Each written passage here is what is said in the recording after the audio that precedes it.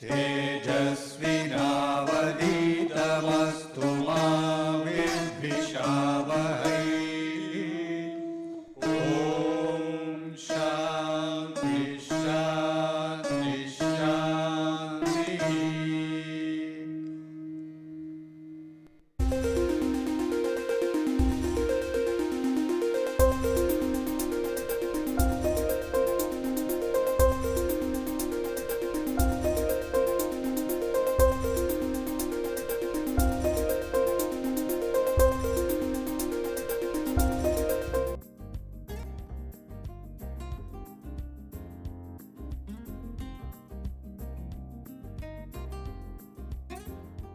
Okay, you recall we had discovered that the eigenvalues of the operator j squared are of the form j times j plus 1 h cross squared, where j is equal to 0, half, 1, 3 halves, etc.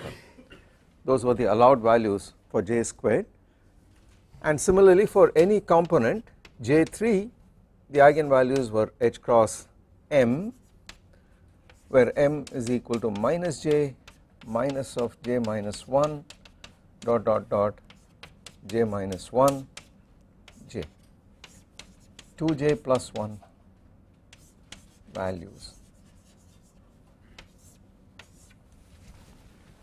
This is where we had got to yesterday.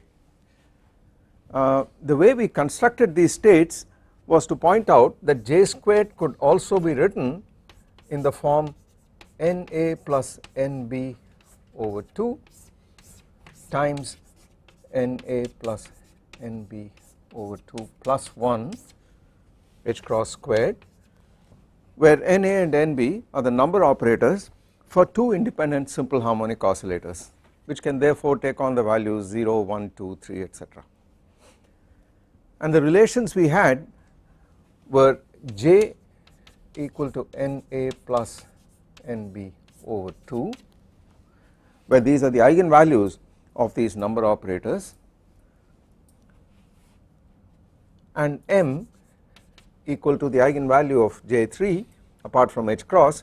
This was Na minus Nb over 2, and of course this immediately implies that Na is j plus m and Nb is j minus m.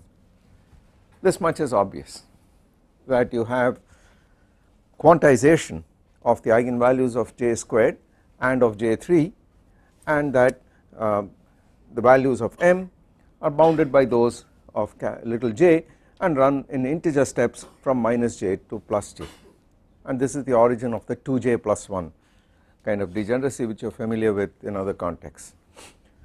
Now the question is, what are the states corresponding to these eigenvalues?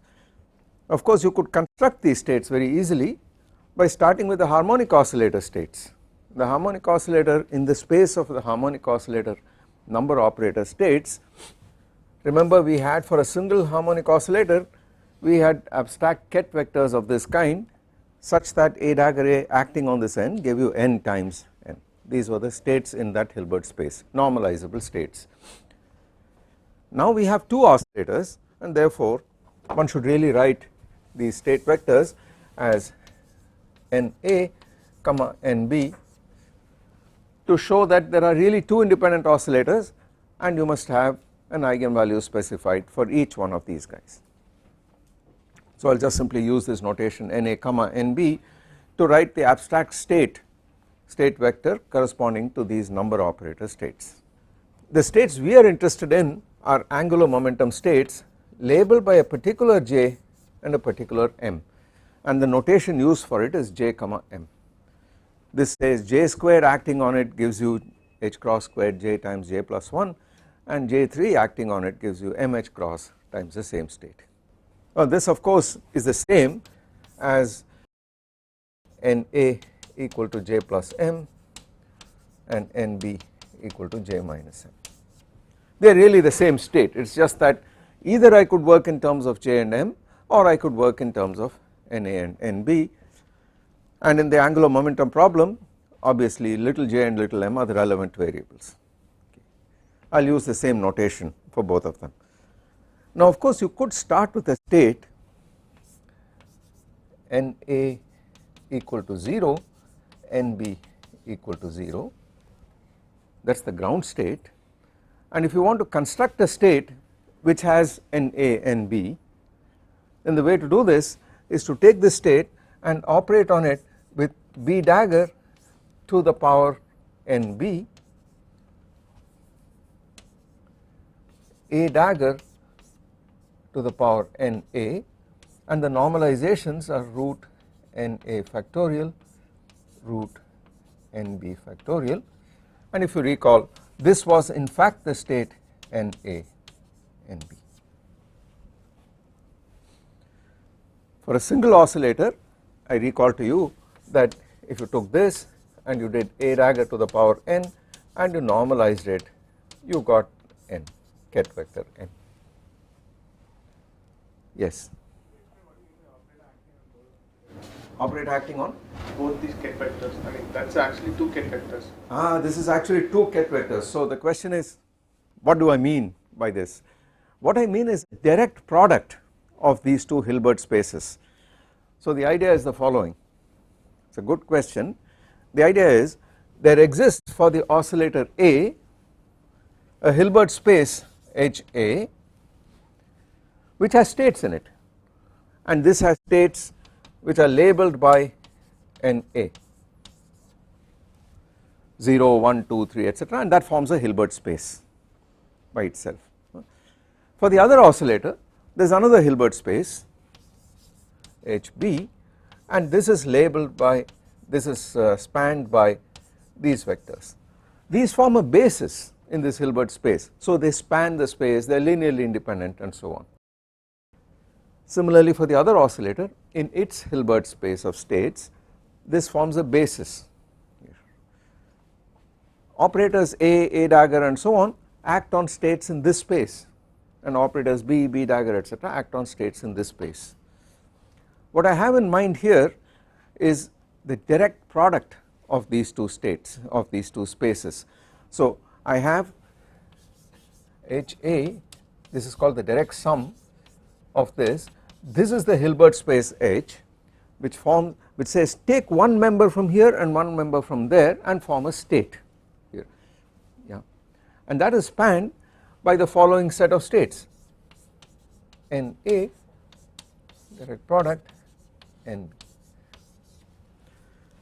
So just for argument, if these are all infinite dimensional spaces, but if this had 10 states possible and that had 15 states possible, the direct product space has got 150 states possible, one from here, one from there, and then all the A operators act on the guys from HA and the B operators act on the guys from HB. Now for this state, this fellow here, this direct product state, I have used this shorthand notation. So all the A's, the A operators would act on whatever is sitting here and the B's would act on whatever is sitting here. I have just used shorthand notation, yeah. Yeah, this is the same as saying take the state, yes absolutely.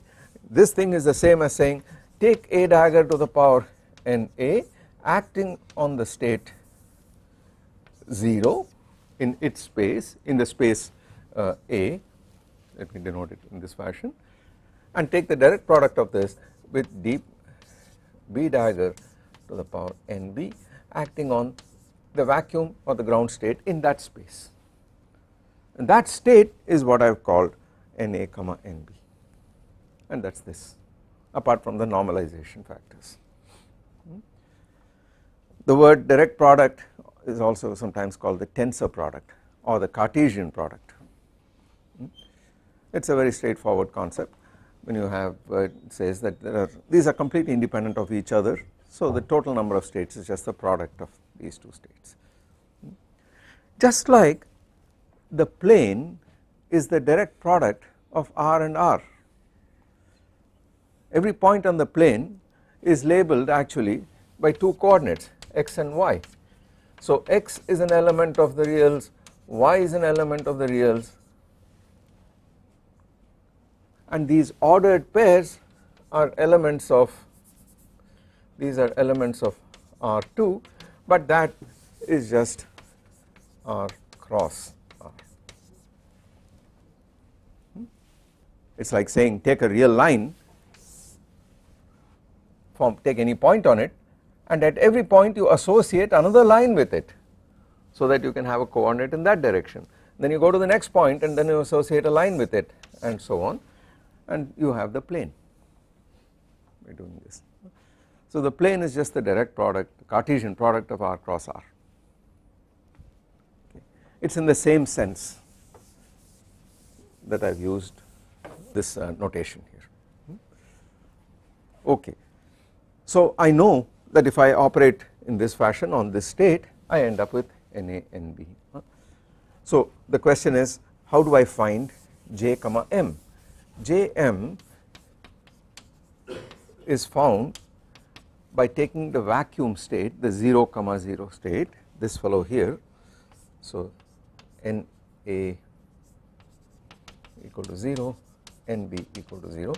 To avoid confusion, I will write out the Na and Nb values, and you act on it in Na times, but this Na is J plus M. So you are really acting A dagger to the power J plus M, and then B dagger to the power J minus M, the square root of J plus M factorial J minus M factorial. So if this is a state normalized to unity, you are guaranteed this state is also normalized to unity, because we have taken those square roots in the denominator. So in the space of angular momentum states J comma M, what is the orthonormality relation? What would it be? It is clear these states are all mutually orthogonal, different NAs are orthogonal to each other, different NBs are orthogonal to each other. So it is obvious that Jm J prime M prime must be delta Jj prime delta Mm prime. That is the orthonormality relation in this space. Now if you fix the little j, and I say I have a system for which the total angular momentum quantum number is specified, then what is the dimensionality of the space? It is only M that runs from minus j to plus j. What is the dimensionality of that space? 2j plus 1, and therefore you can represent everything by matrices. So in a space in which you have a fixed, in the subspace in which the little j is fixed for a given little j, the angular momentum states are labeled by just the M values, and it is a 2j plus 1 dimensional space and therefore finite dimensional. Once it is finite dimensional, I know how to write the bases, I know how to write a natural basis in this space. I use finite 2j plus 1 dimensional matrices to represent angular momentum operators. So we will do that very shortly, but first let us ask what is the effect of various operators acting on these Jm states. So from now on we will look at things for a fixed, for a given J. Could be 0, then in which case everything is trivial, but it could be half, 1, 3 halves and so on. And for a given J, what is the effect of taking the state J comma M and acting on it with the following operator J plus? What would it do is the question. Recall that J plus was J1 plus Ij2, and now we ask what does it do when it acts on Jm. Little j is fixed once and for all, but little m runs from minus j to plus j, so you have 2j plus 1 of these states, and I ask what happens if J1 plus Ij2 acts on that state. The way to answer it is to say that this guy here is exactly the same as saying take A dagger B, that is what J plus is in the harmonic oscillator basis, and act on the state J, that is Na plus Nb over 2. J is Na plus Nb over 2, and what is M? it is Na minus Nb over 2. It says take this and act on that state, and what would be the result? What do you get? What happens when you take A dagger B? So you have given an Na and you are given an Nb, right? Giving an J and an M is equal to giving an Na and an Nb. So in the harmonic oscillator basis, this guy Na was J plus M and Nb is J minus M in the harmonic oscillator basis. These are the values of Na and Nb for given J and M, and you are asking what happens if I apply A dagger B on that. Now go back and recall that in the oscillator language, A dagger acting on a state n gave you square root of n plus 1, it raised the state, and A acting on n lowered it, it was root n minus 1. So all we have to do is to use that. This gives you square root of J plus M plus 1, because A dagger is acting on it, plus 1 times J minus M, that is what Nb is, and the resulting state is Na plus 1, it is raised by Na plus 1, and what happens here? Nb minus 1 in the oscillator basis. This is the value of the first oscillator's number operator, this is the value of the second oscillator's number operator. So in the Jm basis, what does that give you? That becomes square root of J minus M, J plus M plus 1 times. Now in this language what does it become? If you give me, what does it become? J is just Na plus Nb divided by 2. So this again gives you the same J, Na plus Nb divided by 2, because J is fixed in any case, and then it is this minus that divided by 2, and if you do that, Na minus Nb was the original over 2 was the original M. Now you got this minus that, therefore it has raised it by 1. 1 minus minus 1 is a 2, but there is a divided by 2, and so this is M plus 1. Okay. So it is just straightforward counting. This is why we called it J plus, because it raises for a given little j, it raises the value of the Jz or J3 eigenvalue by unity. Okay. So now we are ready to write down what these states look like. For a given j, you have 2j plus 1 states. I am just representing them, these are not energy levels, these are just different states that I am representing. So this is M equal to minus j, and it goes dot dot dot, lots of states, and this is M equal to minus j plus 1, and then M equal to j minus 1, M equal to j. This is the highest level and this is the lowest state. And what this j plus does when it acts on a state is to move it up here, move it up here, move it up here, etc., with this normalization factor. Okay. And similarly, j minus on Jm gives you, what would it do? Not surprisingly, it would give you j plus M, J minus M plus 1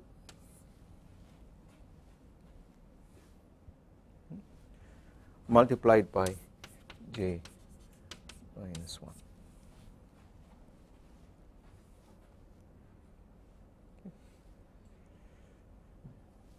It would lower by 1.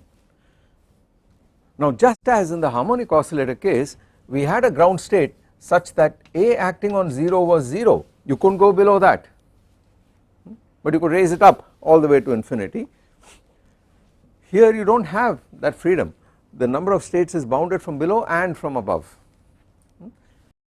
What would happen if you took the raising operator and acted on this?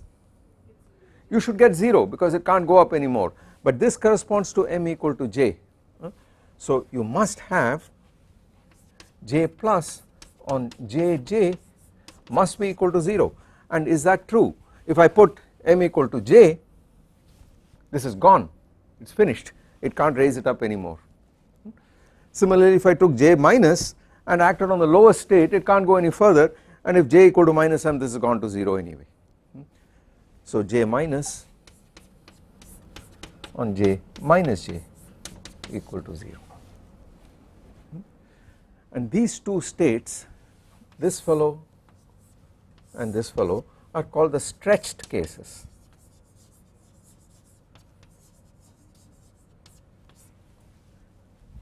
Because you can't go beyond that. The lowering operator acting on this fellow is going to be 0, the lowest state is 0, and the raising operator acting on the highest state is also going to be 0. That is just something interesting about these operators.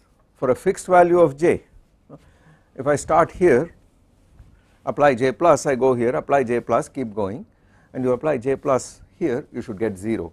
Therefore, in this space, the operator j plus must be represented by such a matrix that if you raise it to the power 2j plus 1, you should get 0. So as an operator statement, you must have j plus to the 2j plus 1 must be 0. You can raise it up to power 2j, but you can't go beyond that, and that must be true for minus 2, because you start on top in the stretch case. Now there exists no state in the system on which j plus to the 2j plus 1 can act and produce anything other than 0. Therefore it must be the null matrix, it must be represented by the null matrix, and that is it, it shouldn't do anything more. So we will keep these in mind, that these operators have useful properties. What do you call an operator or a matrix which when raised to a certain power gives you null matrix? It is nilpotent, beyond a certain power it has just gone to 0, right. So these fellows would be nilpotent matrices, 2j plus 1. Are they Hermitian matrices, j plus and minus? Are they Hermitian? No, of course not. They are adjoints of each other, the Hermitian conjugates of each other. J plus dagger is equal to j minus and so on. J1 and J2 are Hermitian, these fellows themselves are, but not those operators. So now we have enough machinery. We could write down, for example, what this state is in terms of this state. So I could regard this lower state as some kind of ground state, and I could go on applying and find out what it is. It is equal to j plus raised to the power 2j apart from this normalization factor. So this square root here plays the role of the square root of n and square root of n plus 1 which we had for the harmonic oscillator. Okay, now we have got to start applying it to some system or the other. The first thing we should do is to see what happens in the case of orbital angular momentum. Why it is that in what is the extra input which says that orbital angular momentum quantum number, the corresponding j which is denoted by L in that case, can only take values 0, 1, 2, 3 and not half, 3 halves, etc. That has to do with the requirement that the wave function be single valued. Okay. On the other hand, that is not an absolute requirement. There are many instances where that needn't be the case at all, and then you have these so called half integer representations of the rotation group. Before I do that, I would like to point out one very interesting fact, and that is these three quantities j1, j2, j3, they really, as you can see, are matrices. For a fixed little j, they are 2j plus 1 dimensional matrices, but yet I call them j1, j2, j3 and act as if they are vectors, right. So this is a bit of a strange thing that I have these three matrices, but I am calling the collection of three matrices the components of a vector. How is that justified? Why is that so? I started off like that. I started off by looking at Lx, Ly, Lz and then generalized to the commutation relations, and now we are ending up with these fellows who are act as matrices. But I want to assert that J1, J2, J3 transform like the components of a vector under rotations of the physical rotations of the coordinate system, and let us see if this is true or not. Let us ask, is this really true? Yeah. Why do we get 0 when we operate J plus on Jj? Shouldn't we get the state itself? No, beyond that you can't go down, because this fellow's job, J plus's job is to raise, and once you are here there is no other state available above it. When we did A0, yes, we got 0 because we got the state itself. No, you got a 0. This is not the null vector. This is not the null vector. I use shorthand. This is really corresponds to the quantum number of A dag at A, n equal to 0. It was shorthand for that. It was not the null vector. In the position basis it was e to the minus x squared over 2. It was a Gaussian wave function. It is the ground state of the system which I denote as E0 or something like that, the energy, but it is not the null vector. Okay. On the other hand, when A acts on it, you really get 0, that is it, 0, which is the same as saying you get a null vector here, nothing on the right hand side. So remember that in a vector space you have the concept of multiplication by a scalar.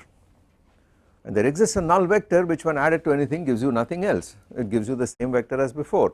So because of that property, 0 times any vector gives you the null vector. I use the same 0 on both sides for the null vector, but this is not the null vector in the space. Is this clear? I mean, this is some vector which has got some finite norm. So in the same sense, in exactly the same sense, J plus acting on this gives you actually 0, there is nothing else in the state, it annihilates the state, and similarly J minus annihilates the ground state, that is it. Okay. So now why did I call these vectors? The answer lies in the following: if I make a physical rotation of the coordinate system, I should check if J1, J2, J3 really transform like the components of a vector or not. In other words, we should have the following: pretend for a minute that you are looking at an ordinary vector of some kind, it has got components v1, v2, v3 or something like that. Then in a coordinate system in which I choose the x axis here, the y axis there, the z axis there, I have some vector. This is a vector v with components v1, v2, v3. Then if I make a rotation of the coordinate axes, say about in the xy plane for example, then is it not true that v1 prime will be v1 cos whatever angle you rotate by, so let us call it gamma, you rotate about the z axis through an angle gamma, so v1 cos gamma plus v2 sin gamma, plus there is no v3 out there, v2 prime is minus v1 sin gamma plus v2 cos gamma, and v3 prime equal to v3, because anything along the z axis is not affected by rotation in the xy plane. So this is my definition of a vector. A quantity v made up of an ordered triple v1, v2, v3 is a vector under rotations if and only if under a rotation each of these new components is a linear combination of the old components, homogeneous linear combination with determinant plus 1. That is what I call a rotation, that is my definition of a vector. So if this is true for J1, J2 and J3, then it is clear that under a rotation of the coordinate axes J1, J2, J3 must go to J1 prime, J2 prime, J3 prime, which act exactly in the same way, and what manner of beast is here is irrelevant to me. If these are matrix valued, so be it, but it would still transform like a vector under rotations. They could be operators, I still do not care. After all, you are familiar with such a thing, the gradient operator, that is a differential operator, but the fact is it has got 3 such operators buried in it, 3 differential operators, and they form a combination which transforms like a vector under rotations. So the fact that these are not numbers or functions is irrelevant completely. So now we have to test if this is really true for the J's. The J's themselves generate rotations, but they themselves transform like a vector under rotations. So let us see how that magic comes about. So consider, for example, consider what happens to an operator under a transformation. A state vector would just undergo a transformation u, for example, but an operator would undergo the transformation u operator u inverse, so that expectation values are unchanged. So let us consider this, e to the power lambda a b e to the minus lambda a. So in one of the earlier problem sets I had given this identity and asked you to establish what this identity is, what this expansion is, and if a and b do not commute, then this in general is b plus lambda times a with b plus lambda squared over 2 factorial, the multiple commutator of a with b plus infinite series with multiple commutators of a with b and so on and so forth. So let us ask what happens if I rotate about the z axis through an angle gamma, then that is equal to saying what is e to the I gamma j3 acting say on j1 e to the minus I gamma j3. This should be my j1 prime, and the question is what does this reduce to? Similarly, e to the I gamma j3 j2 e to the minus I gamma j3 equal to j2 prime equal to, and we ask what it is on the right hand side. And finally with j3, but j3 prime is obviously equal to j3 because it commutes with itself, and therefore this goes right across and gives you j3 prime is j3. One has to therefore find out what these two quantities are. Now j1, j3 and j1 do not commute with each other, and that is what happens here, a and b do not commute with each other. Similarly j3 and j2.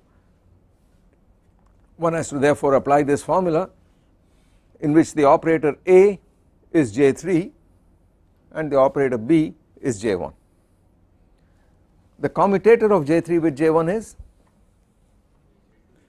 j2. So what is going to happen when you apply this formula, not surprisingly, is going to be the next term is lambda cubed over 3 factorial a with b.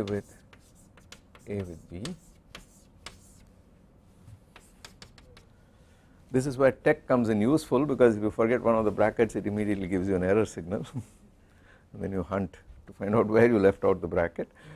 Okay. So now look at what is going to happen. This fellow is j1, a with b is going to be j3 with j1, but that is proportional to j2 apart from some minus and so on, minus I h cross and so on. This is j2 and that is commuted with a, which is j3, and that gives you j1 once again. So this is again j1, and this is going to give you j2 once again, and so on. So it is immediately clear that this quantity j1 prime is a linear combination of j1 and j2, and that is what we expect for a rotation. And in fact with the suitable I h crosses and these factorials and so on, it would be precisely sines and cosines on both sides. So verify that this is indeed j1 cos gamma plus j2 sin gamma. Yeah. Pardon me? Why does this combination represent a rotation? Okay. I thought I mentioned this earlier, but perhaps I did not. If I have a transformation under which a system is invariant, then physical quantities do not change under this transformation. It implies that something like psi A psi must remain invariant under a transformation. Suppose the transformation acts on the states themselves, so psi goes to u psi, where u is some unitary operator.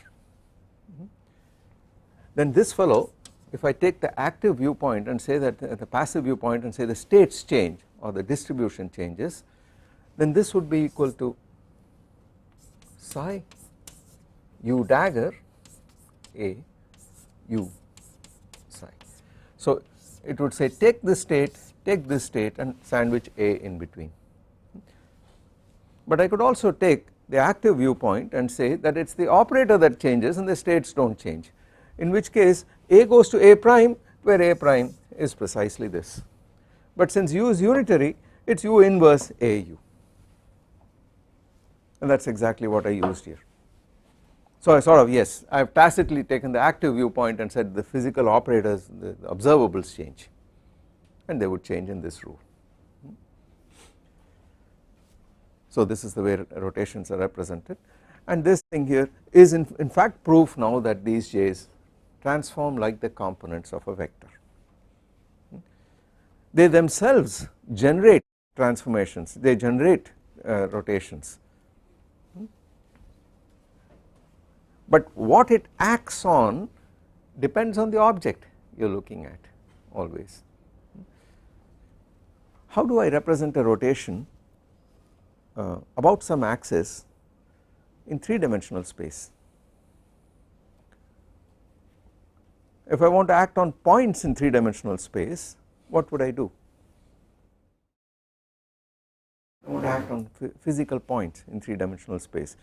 Now it depends on how you represent these points.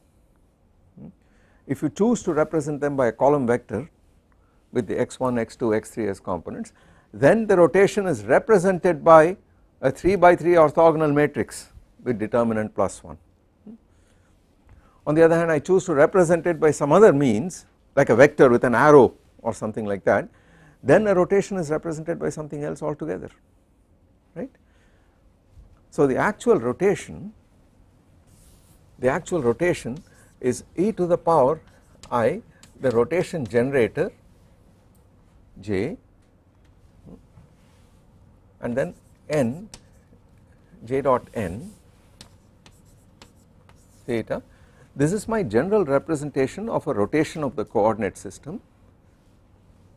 This operator generates rotations, and if I am in 3-dimensional space and it is the coordinate system in 3-dimensional space that is rotated, this set of 3 operators, the angular momentum generators, they transform themselves like the components of a vector, and that is dotted with the direction along which I make the rotation, about which I make the rotation, and theta is the amount by which I rotate. So the representation of the abstract operator of rotation about an axis n through an angle theta is represented by this unitary operator. This is Hermitian, that is a real number, therefore this is a unitary operator. How you represent this guy is dependent on what you act on. If I act on physical points in space and take r to r prime, then the representation I need for that j is the 3×3 matrices, such that you end up with an orthogonal matrix. After you exponentiate this I j dot whatever it is, you end up with an orthogonal matrix, and that will act on your physical points.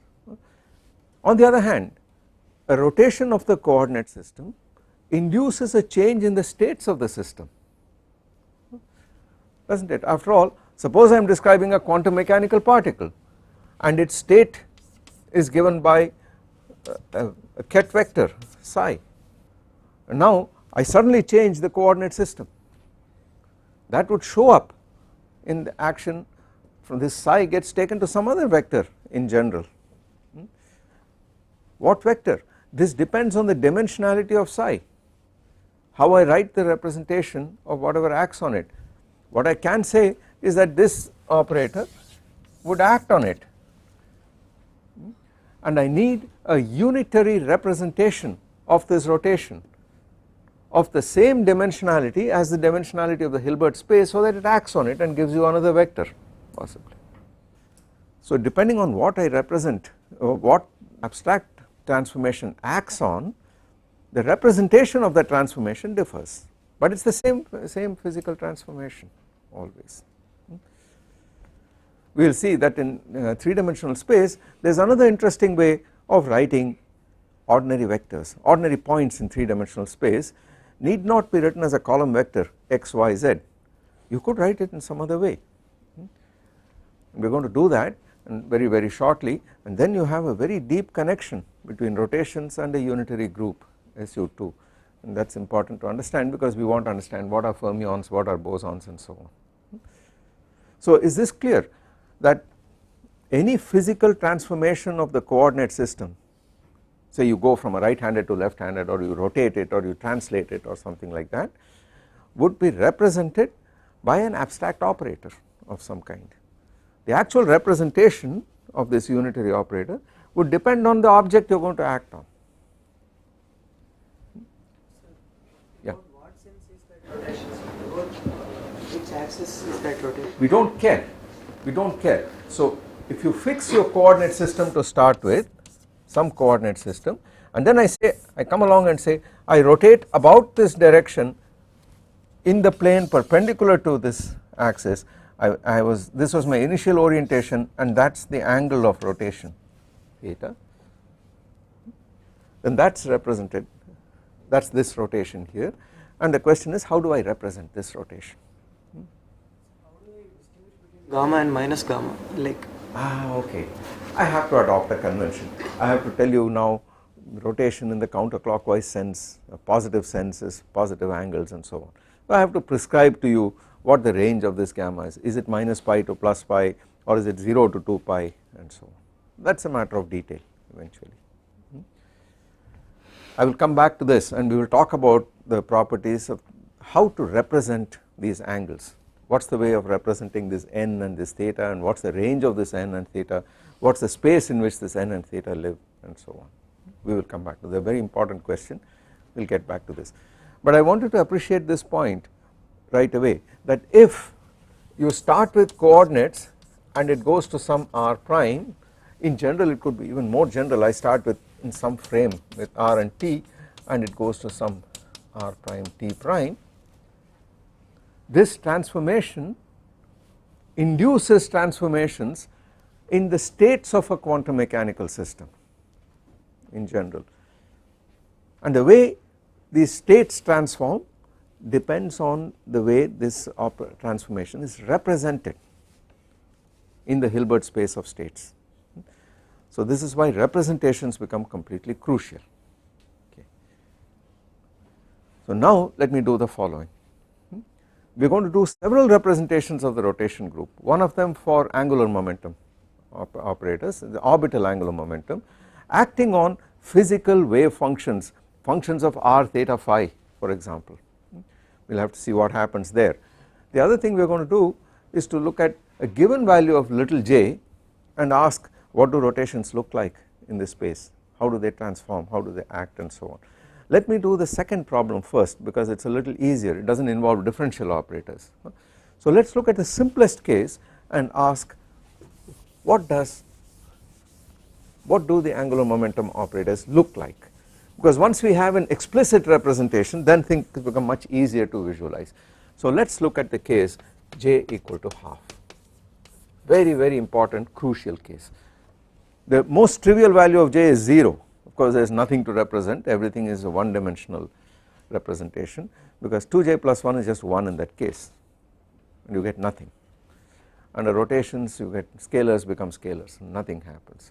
But let us look at j equal to half.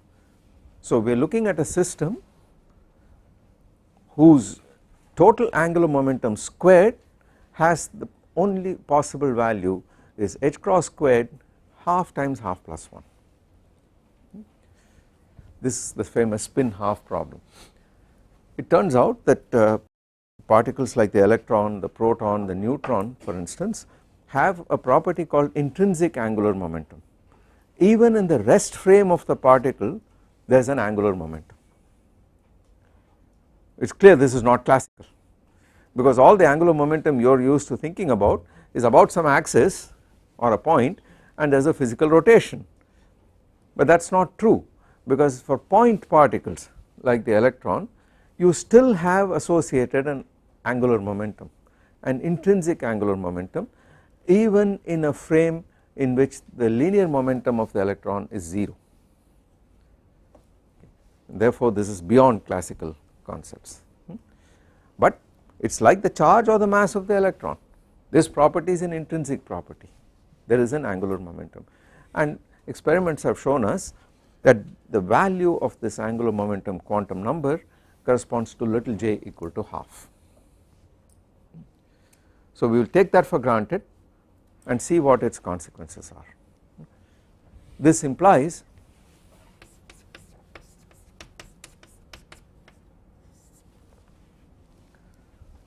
so everything should be represented by 2 by 2 matrices, and we would like to have, this implies that j squared in this case is h cross squared half into half plus 1, and j3 has eigenvalues. So j3 j squared has these eigenvalues, j3 has eigenvalues plus or minus h cross over 2, plus or minus, because it must run from minus j to plus j in steps of 1. So notice 0 is avoided, 0 is not an allowed value here. Yeah, yeah. Wouldn't that be explained by the fact that if electron had let's say some definite dimension, Yes. so the spin, the electron revolving about its own axis, Yes. Could explain the intrinsic angular. No, unfortunately it does not, because this angular momentum, first of all, to the best of our knowledge, the electron does not have a structure. Things like the proton and the neutron do have a structure, they are made up of quarks inside. However, the origin of the spin is in relativistic quantum field theory. It is not a non-relativistic concept and it is not a classical concept at all. Okay. Every elementary particle, it turns out, has an intrinsic property called its spin, just like it has a rest mass. These are properties dictated by the requirement of Lorentz invariance, namely the invariance of the laws of physics under Lorentz transformations. No mechanical model is possible of this concept at all. People have tried for a very, very long time to do this. So it has nothing to do with the spin of a physical rotation about some axis of an extended object, nothing. Now a photon also has a spin, but since the photon has 0 rest mass, the idea of spin, the origin and the meaning of spin for 0 rest mass particles is slightly different from what it is for particles with non-zero rest mass. I will talk about that also. It is a little more complicated, a little more subtle, but yes, it does have an intrinsic angular momentum.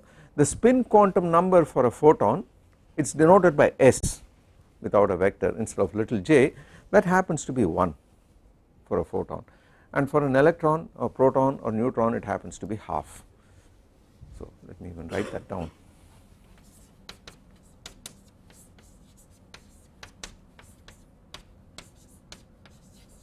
A whole lot of particles equal to 1 for the photon gamma. There are other particles, massive particles, which have got spin 1. There are many of them in the zoo, elementary particle zoo. There are particles called W plus or minus, there is a particle called Z naught and so on. All these particles have got spin 1. Then there are particles with spin 0 equal to 0 for pi 0, pi plus minus, k 0 and so on, k plus minus and so on. So there are many particles, these are called pions, these are called kaons and so on.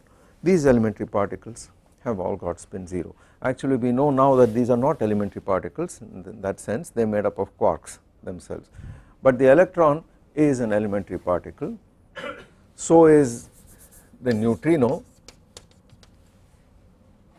the photon, the W plus minus, the Z naught, and then a whole host of other particles.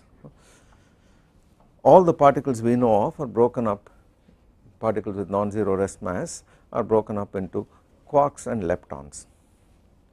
And then there are other particles which generally have spin 1, like the photon, the W, the Z, gluons, and so on. So this is the so called standard model of particle physics.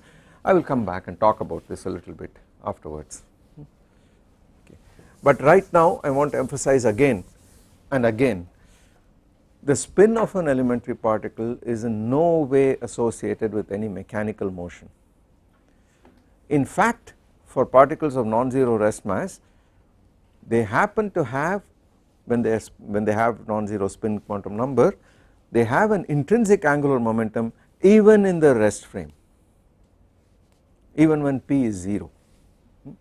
So it cannot be of the form r cross p, but this operator, this property transforms like a vector, like an angular momentum, precisely like an angular momentum, and it is called the intrinsic angular momentum. Okay. So now the question is, how do we represent things in this space? Okay. Now it is clear that the J squared operator itself must commute with J1, J2, J3 in this space, because J squared commutes with J1, J2, J3 for any fixed value of J, right. So what can it be? It turns out that J squared is equal to, this is 3 halves, 3 quarters H cross square, and it must be the unit matrix, because that is the only thing that commutes with everything else. The space is 2 by 2 matrices, all operators are represented by 2 by 2 matrices in this space, and whatever state you are on, and all states in this space are linear combinations of the Jm states. So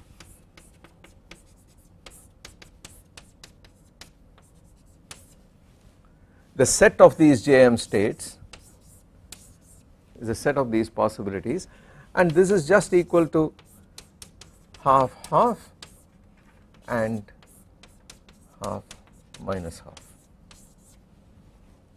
That is all that is possible.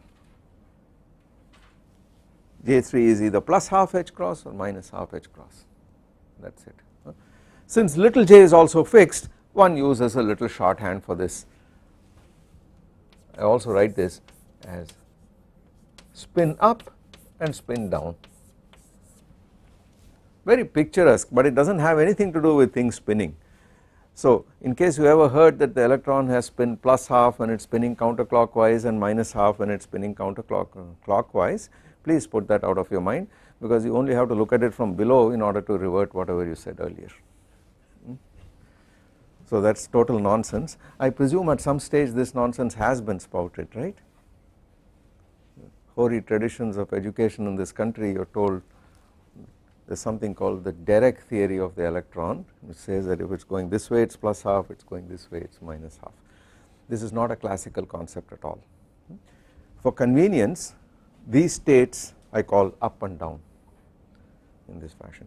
This comes from the fact that one is used to electrons which have this property, and when you apply a magnetic field, then the magnetic moment points either along the direction of the magnetic field or opposite it. It has two possible eigenvalues which you would like to call plus half, plus and minus, or up and down. So I will frequently use this notation. This is for m equal to plus half H cross, this is m equal to plus half, and this is for m equal to minus half. Okay. How would you represent these two states? So we would like to have this guy here, J3 acting on this must be equal to H cross by 2 on the same state. It is an eigenstate, after all that is the meaning of this statement, and J3 acting on down is minus H cross over 2 on down.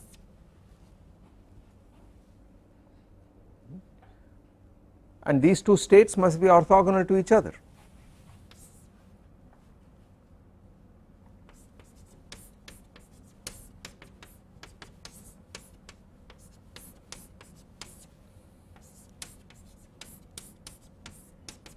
Must be 0, this scalar product must be 0. because Jm bra ket J prime M prime is delta J prime delta MM prime. Now we are working in the subspace in which little j is half, so it is only M that you are worried about, therefore up with down must be 0. Yeah. They also be Yes, J1, J2, J3 should all be 2 by 2 matrices. So my question is, how are you going to guess what they are? Well, the answer is very obvious. All we have to do is to write a representation for these guys. This operator is already diagonal, it has two eigenstates, these are eigenstates. I want two linearly independent eigenstates in a 2 by 2 space. What do you call them in the xy plane? R2, that is a 2 dimensional space. I call them unit vector along the x direction, unit vector along the y direction. Or if I want to write it as column vectors, I would write 1 0 or 0 1. Might as well do that here. So this state is represented by 1 0, represented. I put equality, but it is actually represented. This is in some abstract Hilbert space, this is in the actual representation as 2 by 2 matrices. The space is represented, states are represented by column vectors with just 2 elements. And similarly, this is the natural basis in this space. So what is J3 in this space? What should J3 become? It is H cross over 2, that is for sure, those are the eigenvalues, and when it acts on the up 1 0 it must give you plus half H cross, when it acts on the other one it must give you minus half H cross. So what does J3 become? It's going to be 1 0 0 minus 1. These are the two eigenvalues. It is already diagonal, those are the two eigenvalues. So there is no other way of writing it, that is it. And it is clear that J3 commutes with J squared because it is a unit operator, everything commutes with J squared. By making it the unit operator, we have ensured that everything else, all the other operators which are J1, J2, J3 and their linear combinations and so on, functions of it, they all commute with J squared. There is a theorem in mathematics called Schur's lemma,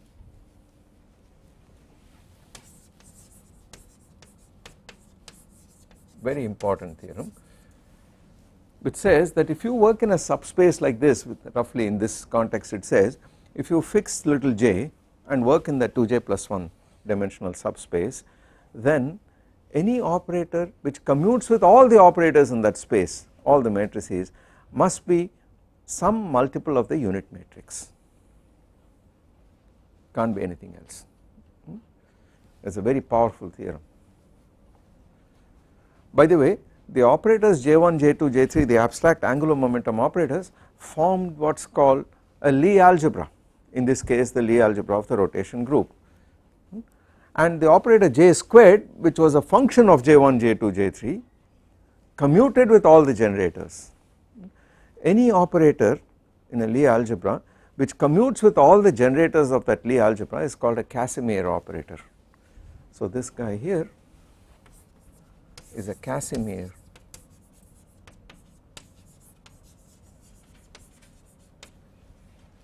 operator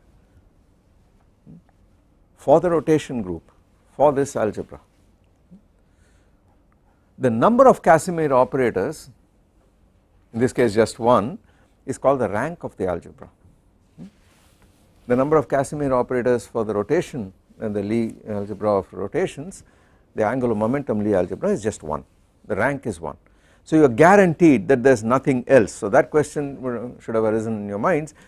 I found J squared commutes with J1, J2, J3, how do I know there isn't something else, some other complicated function of J1, J2, J3 which commutes with this? The answer is there isn't one in this case, you can show that there isn't one, this is the only one. This guy. Can J1 and J2 also be diagonal matrices if J3 is given by this?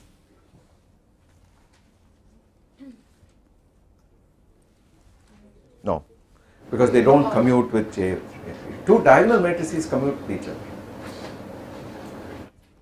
right?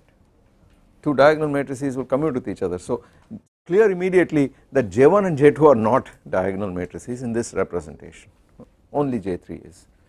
Okay.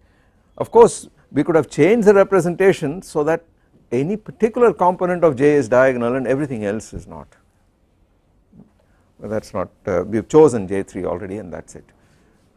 By the way, what is this matrix called? It is a third Pauli matrix, right. So not surprisingly we are going to find out that the other two are the other two, J1 and J2 are also H cross over 2 times the other two Pauli matrices, and then since the Pauli matrices are fantastic properties we will be able to do this whole thing completely. Okay.